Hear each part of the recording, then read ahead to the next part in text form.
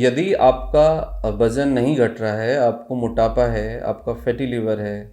आपको कोलेस्ट्रॉल है, trans fat बहुत ज़्यादा बढ़ रहा है, यूरिक एसिड है, और यदि आपको डायबिटीज़ हो गया है या बीपी हो गया है और आपका ब्लड प्रेशर नहीं कंट्रोल हो रहा है, या फिर आपको सेक्सुअल वीकनेस शुरू हो रही है, इरेक्टाइल डिसफंक्शन आ रहा है, तो आप ये समझ लीजिए कि आपको इंसुलिन रेजिस्टेंट है। और आपका इंसुलिन रेजिस्टेंट यदि समय से आपने इसको ट्रीट नहीं किया, लाइफस्टाइल चेंज नहीं की, तो आपको ये खतरनाक हो सकता है, जानलेवा हो सकता है। फिर आपका ब्लड प्रेशर कंट्रोल करना, शुगर कंट्रोल करना या वेट को रिड्यूस करना या फैटी लिवर को रोकना इम्पॉसिबल है, क्योंकि जब तक आप रूट कॉज को नहीं समझेंगे आप इन सारी समस्याओं को डील नहीं कर सकते। देखो, मोस्ट ऑफ द केसेस में जो लाइफ स्टाइल इशू हैं, यानी कि मैक्सिमम यानी 90% प्रॉब्लम्स के पीछे, लाइफ स्टाइल प्रॉब्लम्स के पीछे या तो इंसुलिन रेजिस्टेंट रीजन होता है या metabolic fatty liver disease reason होता है। अब प्रॉब्लम ये आती है कि हम सिम्टम्स को, या जो रिफ्लेक्शन होता है, यानी कि जो आपके क्लिनिकल पैरामीटर्स होते हैं कि यदि किसी का ब्लड प्रेशर बढ़ गया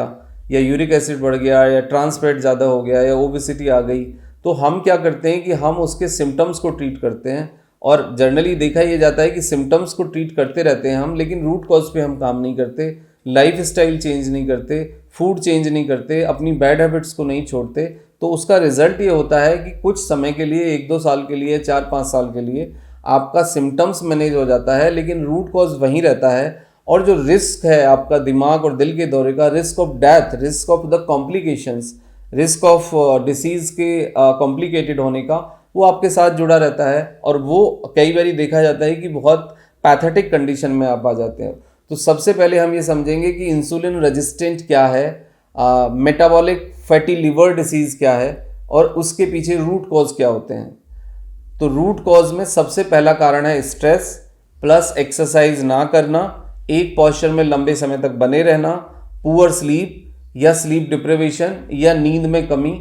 और आपका नींद के दौरान जो आपके खर्राटे हैं, जो स्नोरिंग है, उसका लगातार बढ़ना, ये भी एक इंडिकेशन हो सकता है। फिर जेनेटिक्स है, यदि आपके पेरेंट्स को इंसुलिन रेजिस्टेंट है या मेटाबॉलिक फैटी लिवर डिसीज़ है या डायबिटीज़ या थायराइड या फिर दूसरी प्रॉब्लम्स हैं, तो वो आपके साथ जुड़ने की और होने की संभावना उससे बढ़ जाती है। प्लस आपका अल्कोहल है, प्लस ट्रांस फैट वाले फूड लाइक अंडा और मांस बहुत ज़्यादा खाना, एक्सरसाइज ना करना। फिर आपका शुगर है, sugar containing food, smoking, packed food, refined food. और ये स्मोकिंग और पैक्ड फूड, रिफाइंड फूड या अल्कोहल, जब ये कंबाइंड होते हैं स्ट्रेस के साथ, तो ये एक बहुत बड़ा भयंकर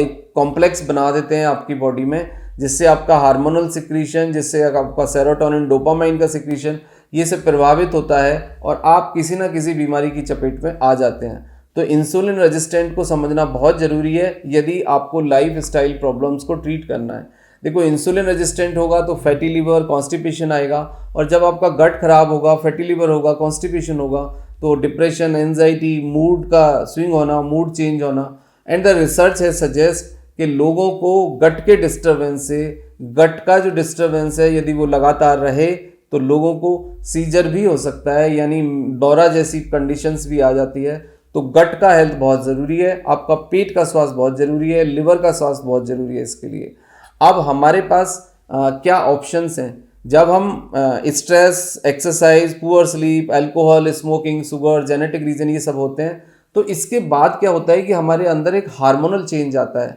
और हार्मोनल चेंज होने के बाद एक मेटाबॉलिक चेंज आएगा। मेटाबॉलिक चेंज होने के बाद आपका फैटी लिवर होगा, इंसुलिन रेजिस्टेंट होगा, जिससे कि लाइफ स्टाइल डिसीज आ सकते हैं, ईडी हो सकता है, हाइपरटेंशन हो सकती है, शुगर हो सकता है, कोलेस्ट्रॉल हो सकता है, यूरिक एसिड आपको हो सकता है, और आपकी बीमारी स्टेज 1 से स्टेज 2 में चली जाती है। तो स्टेज 1 में ही आप अपनी प्रॉब्लम को रिकॉग्नाइज करिए, लाइफ स्टाइल चेंज करिए, फिजिशियन से मिलिए, मेडिसिन लीजिए, क्योंकि लाइफ स्टाइल चेंज के साथ यदि आपको कोई प्रॉब्लम हो गई है तो फिर एक मेडिकल मैनेजमेंट भी आवश्यक होगा, उसके लिए आपको फिजिशियन को विजिट करना होगा। इंसुलिन को रिवर्स करने के लिए, इंसुलिन रेजिस्टेंट को नॉर्मल करने के लिए आपको मेडिटेशन करना चाहिए, आपको डीप ब्रीदिंग करना चाहिए, आपको वॉकिंग करना चाहिए, और आप अपने फूड से अल्कोहल और ट्रांस फैट यानी नॉन वेज, स्मोकिंग और शुगर कंटेनिंग फूड ये सब हटाइए। आप माइंडफुलनेस की तरफ जाइए, आप रेगुलर टाइम पे खाना खाइए, खाने को अच्छे से चबा के खाइए, माइंडफुल ईटिंग करिए, पूरी नींद लीजिए और अपनी हेल्थ को प्रायोरिटाइज करिए, तो फिर आपको ये सब चीज़ें नॉर्मली ठीक होंगी और नॉर्मली ये डिक्लाइन करेंगी प्रॉब्लम्स, और आपका हीलिंग इटसेल्फ बॉडी से शुरू होगा। लेकिन मेडिकल ट्रीटमेंट इसमें इसलिए ज़रूरी है कि यदि आप बहुत ज़्यादा ओबीज हो जाते हैं, फैटी लिवर ग्रेड 2 आ जाता है, या फिर आपको कोई क्लिनिकल प्रॉब्लम हो गई है, तो फिर इसमें आपको मेडिकल सपोर्ट भी लेना पड़ेगा। खाली लाइफ स्टाइल चेंज से आप इसको ठीक नहीं कर सकते। मेडिकल ट्रीटमेंट में इंसुलिन रेजिस्टेंट के केस में मेटफॉर्मिन हम देते हैं। मेटफॉर्मिन 500 mg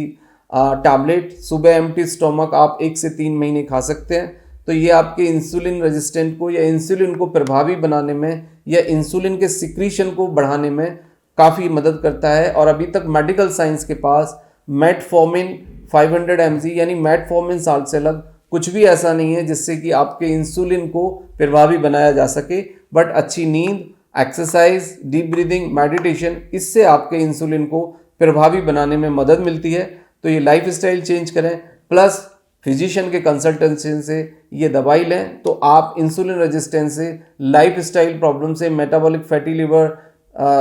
होने के कारण जो प्रॉब्लम्स होती हैं उनसे अपने आप को बचा सकते हो। Thank you very much and take care yourself.